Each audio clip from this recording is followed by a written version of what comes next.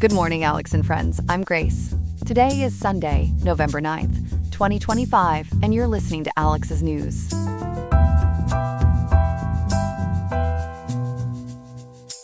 The high in Riverside today is 90.4 degrees, with a low dipping to 55.6 degrees, so expect a warm, sunny day with cooler evenings ahead. Coming up, we'll examine how the ongoing U.S. government shutdown is leaving workers at overseas military bases stranded and unpaid, forcing many into tough choices far from home.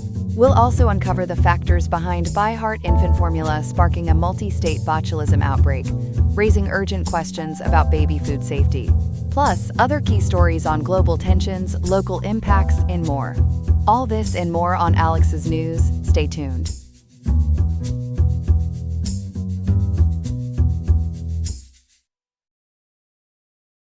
Good morning, everyone. Our first story this morning delves into the far-reaching effects of the United States government shutdown, now in its 40th day, the longest in history. It is disrupting pay for thousands of local workers at American military bases overseas. Joining me now in the studio to break this down is our national security correspondent, Ethan Mills.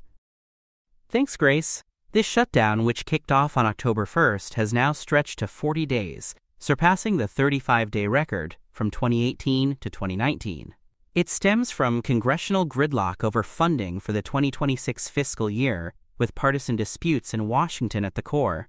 According to Associated Press reporting, at least 2,000 foreign national workers in Europe alone are facing pay disruptions. These folks handle crucial jobs like food service, construction, logistics, maintenance, and technical tasks at bases abroad. They are either direct hires by the U.S. government or work through private contractors, and the halt in federal money has left them in a financial bind, even as they keep showing up for work due to contract rules. Ethan, that sounds incredibly tough for these workers. Can you explain what a fiscal year is for viewers who might not follow budget lingo and how this mess started internationally? Sure, Grace. A fiscal year is basically the government's accounting period from October 1st to September 30th, not the calendar year. This crisis blew up because Congress could not agree on a spending bill leading to the shutdown. Domestically, it means things like reduced staffing at the Federal Aviation Administration and paused benefits for the Supplemental Nutrition Assistance Program. But overseas, it is hitting U.S. alliances hard, straining ties with host countries that host our troops. As ABC News has uncovered drawing from Associated Press dispatches, the Pentagon issued a brief statement praising these local employees' important contributions, but has not detailed any fix or reimbursement plans yet. We are hearing about country-specific impacts. Walk us through Germany for starters, where some major bases are located. Absolutely. In Germany, home to Ramstein Air Base, which serves as headquarters for U.S. Air Forces in Europe and Africa and supports operations in the Middle East and Africa, the government stepped up big time. According to Associated Press reporting carried by ABC News, nearly 11,000 civilian employees, including locals at Ramstein, got salary advances from German officials. They expect the U.S. to reimburse fully once this ends, based on past shutdowns. A finance ministry spokesperson expressed confidence in repayment, and the trade union Verdi argues stopping pay would break local labor laws under agreements like the Supplementary Agreement to the NATO Status of Forces Agreement, and the TVAL-2 tariff, which set rules for wages and conditions. Interesting contrast with Italy, I imagine. What is the situation there? It is a real eye-opener, Grace. More stark than supportive. Italy hosts over 4,600 nationals across 5 U.S. bases, including Aviano Air Base in the northeast and Army sites in Vicenza.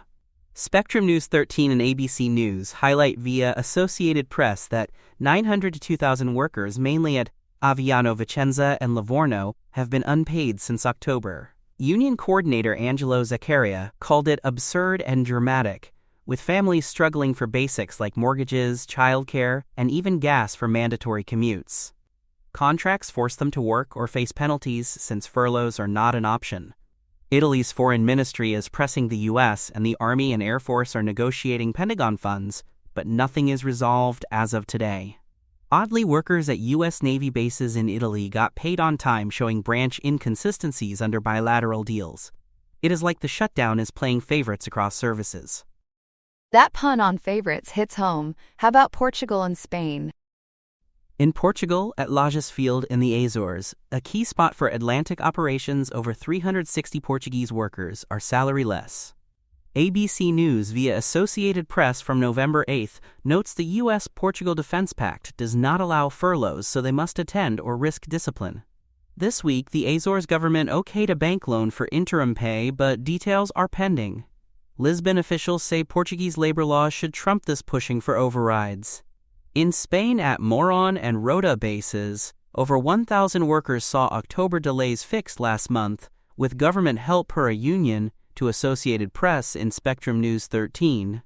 The Defense Ministry stayed mum, but it fits patterns where hosts cover shortfalls, expecting U.S. payback for joint NATO work. Beyond Europe, any broader picture or legal angles? Harvard Kennedy School professor Linda Bilmes cited in Associated Press analyses via ABC News and Spectrum News 13 points out contractors are most vulnerable, lacking back pay guarantees unlike federal hires. She noted nobody anticipated this length of delay hitting families hard. Legally, the Government Employee Fair Treatment Act of 2019 mandates retroactive pay for federal employees in accepted roles, but its reach to overseas foreign nationals is fuzzy per Congress.gov and Office of Personnel Management analyses in CBS News. Host laws vary, German pacts enforce continuity, Italy's spark talks, Portugal's tie to U.S. funds, and Spain's allow quick aid. Senate Majority Leader John Thune, a Republican from South Dakota, mentioned progress on a package extending funding into January, about 2 months away. But President Trump seems reluctant to budge fast. The Pittsburgh Post-Gazette frames this as fiscal brinkmanship eroding morale and risking operations at global strategy hubs.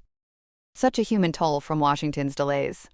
Thanks, Ethan, for that thorough rundown on how this shutdown is not just domestic drama, but a global ripple. My pleasure, Grace. Good morning, everyone. In our second story today, we're turning to a developing health alert that's got parents on high alert. Federal officials are probing a multistate outbreak of infant botulism tied to a popular baby formula. Joining me to unpack this is our health reporter, Chloe. Chloe, this sounds scary for new moms and dads. Walk us through what's happening. Absolutely, Grace. As of today, November 9th, 2025, the Centers for Disease Control and Prevention and the Food and Drug Administration are leading an investigation into 13 confirmed or suspected cases of infant botulism across 10 states. All these tiny tots, from 16 to 157 days old, got sick after sipping ByHeart Whole Nutrition infant formula, according to reporting from CBS News and NBC News. No deaths, thankfully, but all 13 ended up hospitalized, some in intensive care units. 13 cases in 10 states. That's widespread. Which states are we talking about, and how far back do the illnesses go? The hits are in Arizona with 1 case, California 2, Illinois 2, Minnesota 1, New Jersey 1, Oregon 1, Pennsylvania 1, Rhode Island 1, Texas 2, and Washington 1. Illnesses started in mid-August and are still popping up into November, per CDC and FDA reports cited by NBC News. California's Department of Public Health flagged a spike in botulism type A among ByHeart-fed babies, as NBC News detailed. For folks tuning in who might not know, what's infant botulism exactly, and why is it so risky for little ones? Great question, Grace. Infant botulism is a rare but potent illness from toxins made by Clostridium botulinum bacteria. Unlike the foodborne kind in grown-ups, this happens when spores settle in a baby's immature gut, germinate, and release neurotoxins that jam nerve signals to muscles, causing floppy paralysis. Symptoms creep in over weeks: constipation first, then weak feeding, head lolling, trouble swallowing, blank faces, weak cries, droopy lids, lazy pupils, and breathing woes that could lead to arrest if ignored. Babies under 1 year are sitting ducks because their gut buddies can't fend off the spores yet, as the CDC explains in guidance shared by CNN and NBC News. Common culprits are soil, dust, or honey, But here the link to ByHeart is strong despite its less than 1% market share. Treatment sounds crucial. How are these infants faring, and what's baby big?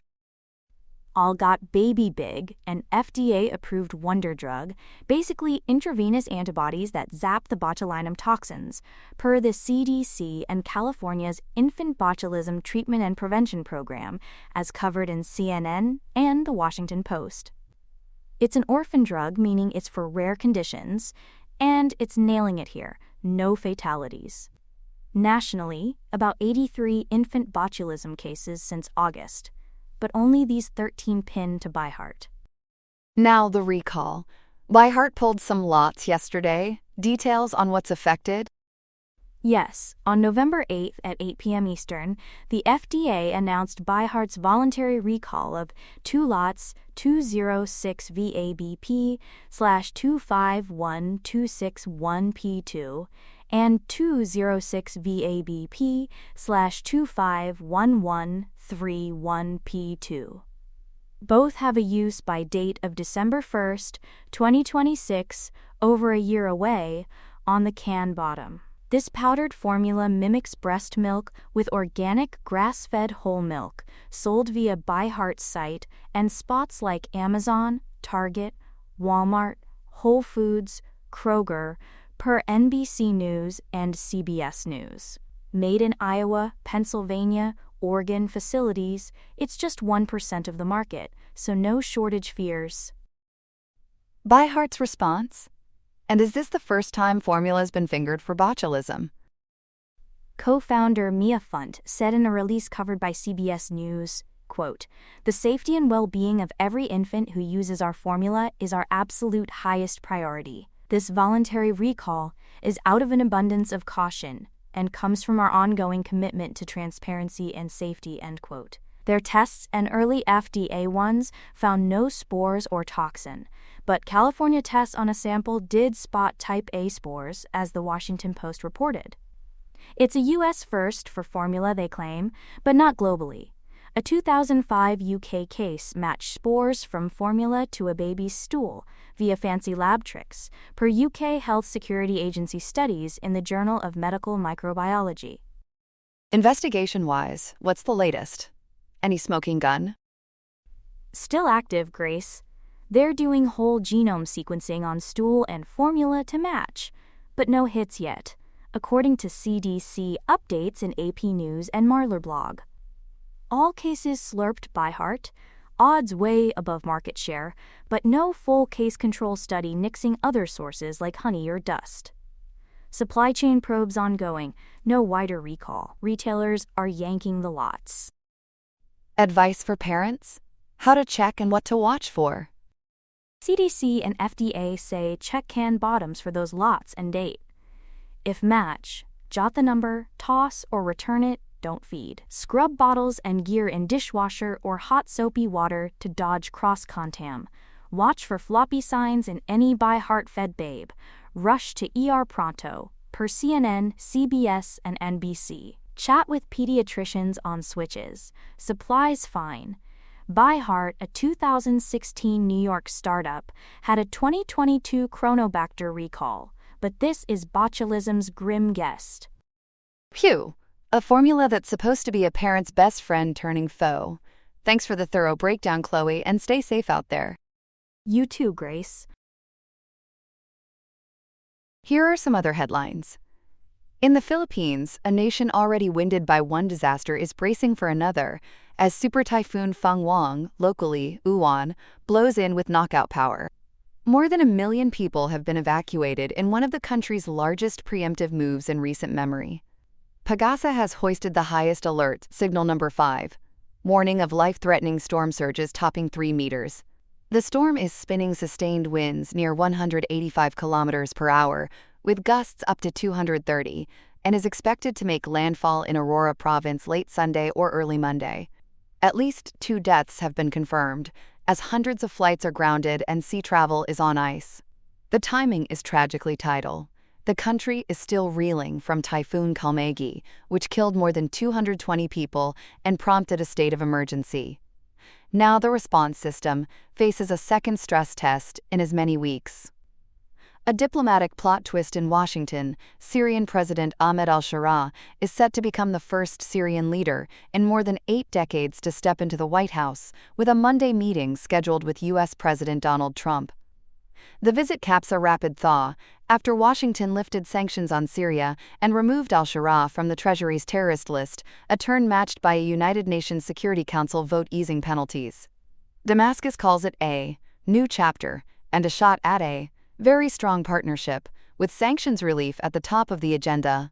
The meeting is as dramatic as it is diplomatic, given al-Shara, also known as Abu Muhammad al-Jilani, was once the leader of Hayat Tahrir al-Sham and carried a $10 million bounty before rising to power following Bashar al-Assad's ouster. Copenhagen is calling time on the scroll for the under-15 crowd.